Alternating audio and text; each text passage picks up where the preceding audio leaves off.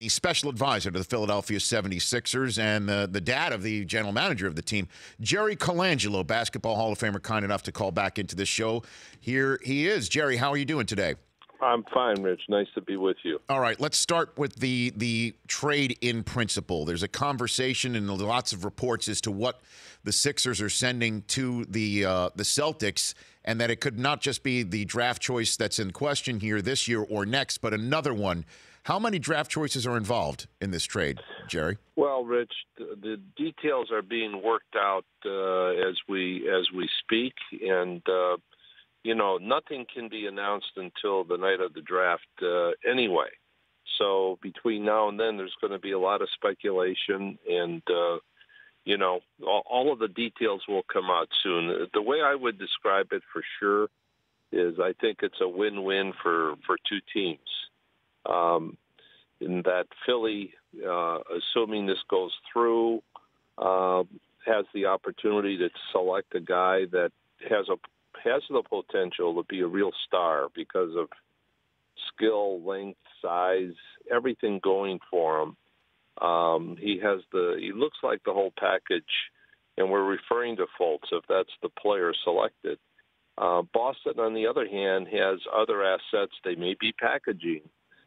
There may be free agents involved. It's hard to say. I have a lot of respect for Danny Ainge. He knows what he's doing, and so this is one of those deals that could end up being a plus-plus for both. So in terms of what you just said, Jerry, T's when they're crossed and I's when they're dotted, and conversations when they're fluid sometimes don't result in an actual trade being consummated. Are you saying, as we're currently speaking, that there's a possibility that this does not go down in this draft? No, I didn't say that. I just said there's a process that takes place, and ultimately, no deal could be announced until the draft night anyway.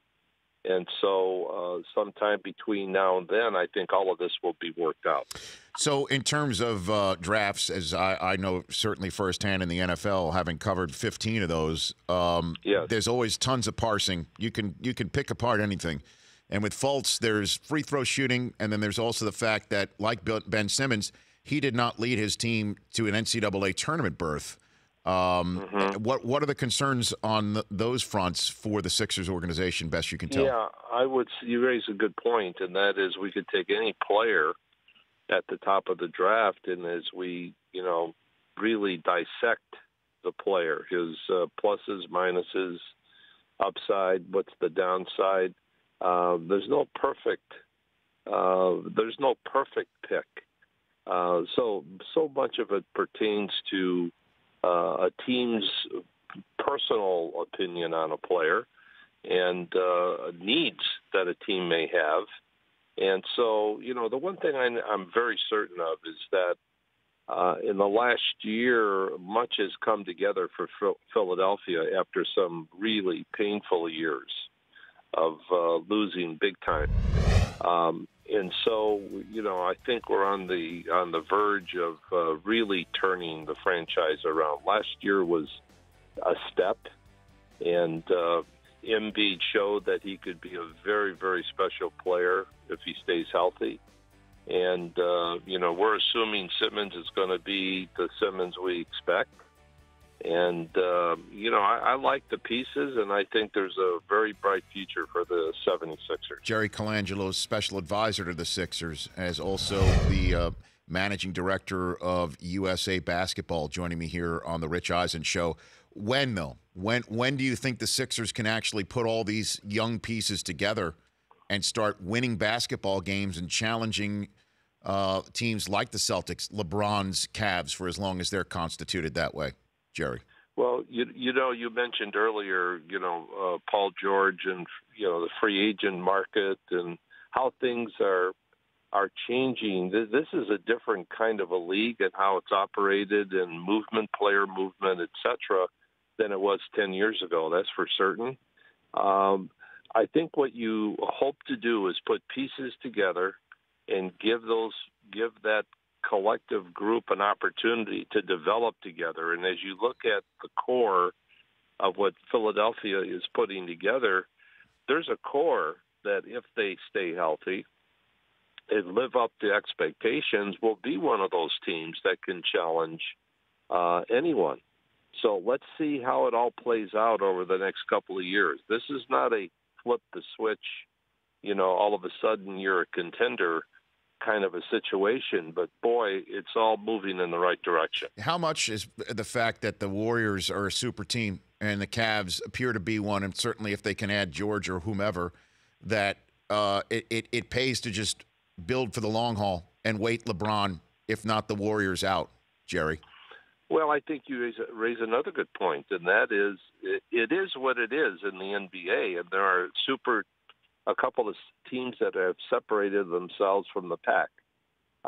Everyone else is doing their job, trying to build, trying to grow, trying to compete, and, all things come to an end, as you well know. Teams don't win forever. Players, get hurt, players get old, players move on in free agency, and so it's a moving target. Stay on course, stick to your guns, develop your own players, and I think that's a key to this. And then you may be adding a free agent here or there, and then you're ready to truly compete. Is this a good thing for the NBA? Super teams, Jerry? I think there's pluses and minuses. I don't have a problem with it. First of all, I like to give credit to those who have become that kind of a product. Give them credit for doing that, and there's something to be said for the great rivalries between great teams, and everyone else would like to be one of them. So what do you think, if you wouldn't mind putting on your decades of experience on this front, Jerry, what do you think the Pacers' options are right now that it got out there that Paul George wants out, and even mentioned the Lakers as a specific team? What options do you think are available to the Pacers right now? Well, not a lot. It's kind of a bad situation to have your player, publicly state that he's going to be gone, and so it's a difficult dilemma for the Pacers, and it'll be interesting to see how it does play out. Well, I mean, do you think they could pry loose, say, the Lakers' second overall pick for something like this? Certainly, if the Cavs are in the mix or the Celtics are in the mix, Jerry. Well, free agency, is if you're willing to wait for a free agent and his timing, you don't have to worry about compensation. You don't have to worry about anything like that. And conversely, our team's going to be interested in any player who has indicated, I'm only going to be there for a cup of coffee because I want to be somewhere else, a year from now. That is not an easy. There's no real easy answer here is the point, Rich. And there's a report on the worldwide leader in sports, ESPN, that the Sixers turned down an offer from the Bulls for the third overall selection in the form of Jimmy Butler. Is there any truth to that, Jerry? I have no idea.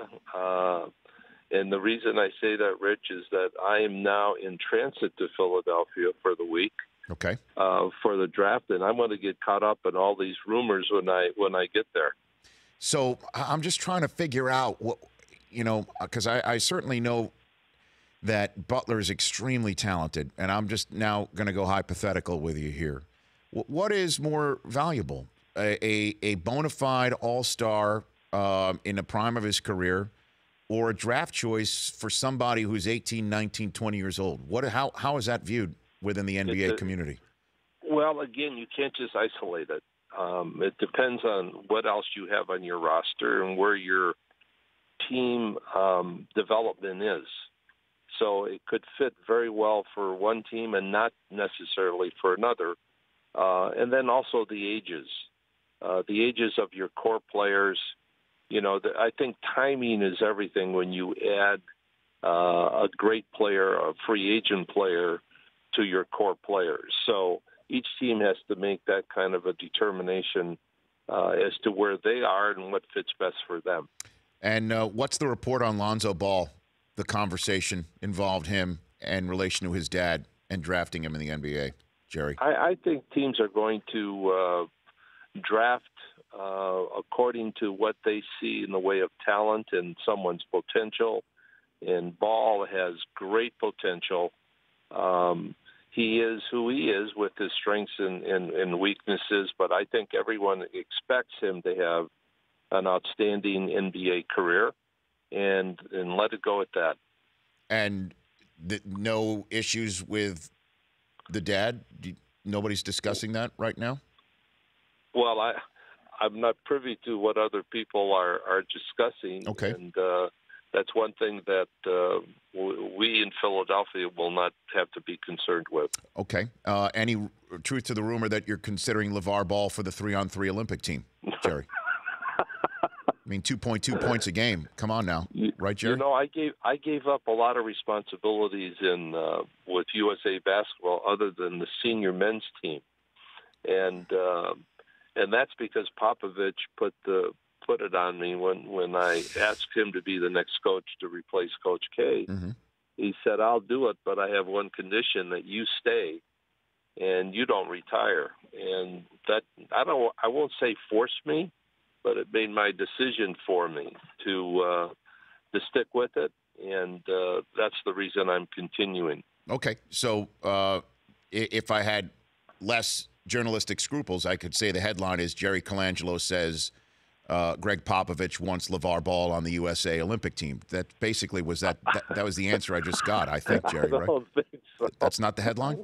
I don't think so, Rich. Okay, I need to workshop that one. No, that sounds like fake news. Jerry, thanks for the call. Appreciate it. Okay, Thank you. Rich. You got care. it. That's Jerry Colangelo, special advisor to the 76ers. The Rich Eisen Show, weekdays at noon Eastern on radio stations across the country and audience. Isn't it amazing you can download an app with your thumbprint? You should download our app with your thumbprint.